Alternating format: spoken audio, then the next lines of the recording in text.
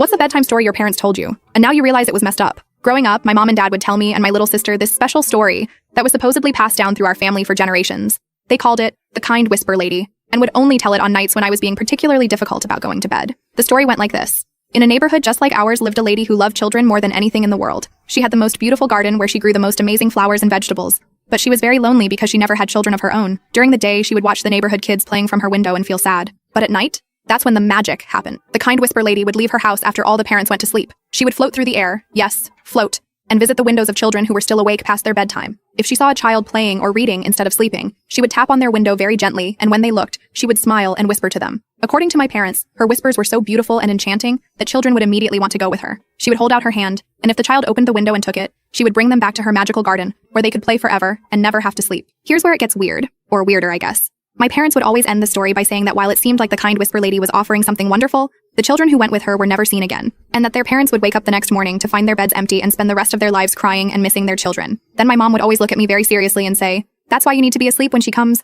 If you're sleeping, she'll just smile, blow you a kiss, and move on to find another child who's still awake." I legit believed this story until I was like 8 or 9. My parents went all out with it too. Sometimes if I was being super resistant to bedtime, my dad would go outside and tap very lightly on my bedroom window, and my mom would whisper, "Do you hear that? I think she's here." I would dive under my covers and squeeze my eyes shut. One time when I was around 6, I woke up in the middle of the night needing to pee, but was too scared to get out of bed because I thought I heard whispering outside my window. I ended up wetting the bed, and when my mom found out why, instead of telling me the truth, she praised me for making the right choice by staying in bed. She said, "Better to have wet sheets than to disappear forever," like it was some kind of life lesson. The story affected me in so many ways. I developed this intense bedtime anxiety and would force myself to fall asleep as quickly as possible. I never wanted sleepovers at friends' houses because I was afraid their parents wouldn't know how to keep the Kind Whisper Lady away. I kept my window locked all the time, even during hot summers. My sister Megan had it even worse. She's 2 years younger than me, and she believed the story until she was like 11 or 12. She would cry if our parents weren't home at bedtime because she thought only they knew how to keep us safe from the lady. Last week, I was visiting my parents and found some of my old drawings while going through childhood stuff in my old room. There were dozens of pictures I'd drawn of the Kind Whisper Lady. In all of them, she had this creepy smile and long fingers reaching toward windows. But the really disturbing thing? In some of the drawings, she looked exactly like our neighbor Ramona, who lived across the street when we were kids.